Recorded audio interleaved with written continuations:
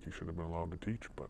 This father wants to know how his son's high school teacher was allowed to return to work after the teacher was convicted in court of physically assaulting his son. We're not revealing his name to protect the identity of the teen. We were shocked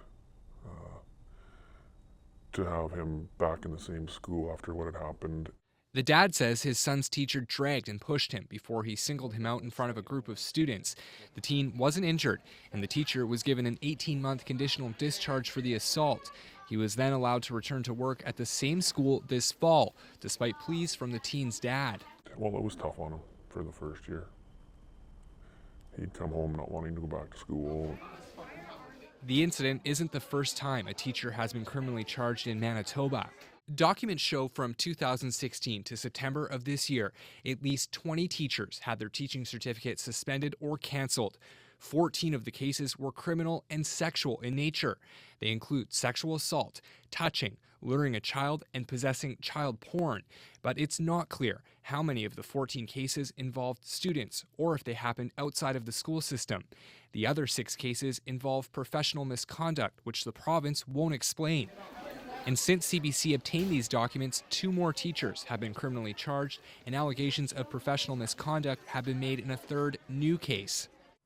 In some provinces like Ontario, anyone can go online to this website, type in a teacher's name, and see if they've ever been disciplined. But here in Manitoba, the records are kept secret, and we only found out about these cases through this Freedom of Information request.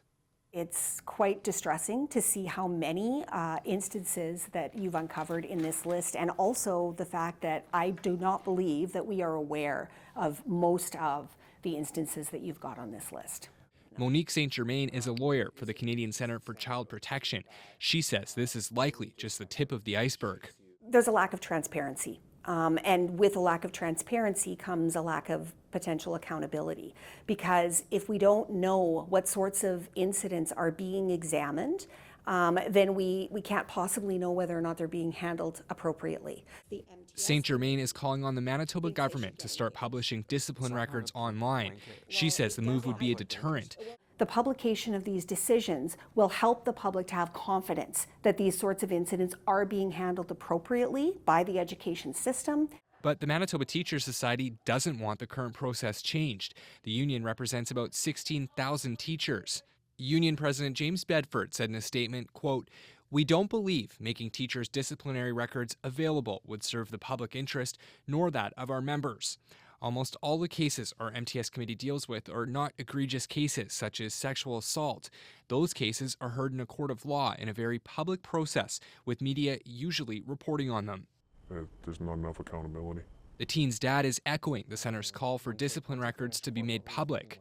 I think it should be publicized more so that everybody's made aware of what has happened, how it has happened, and so that everybody knows the truth.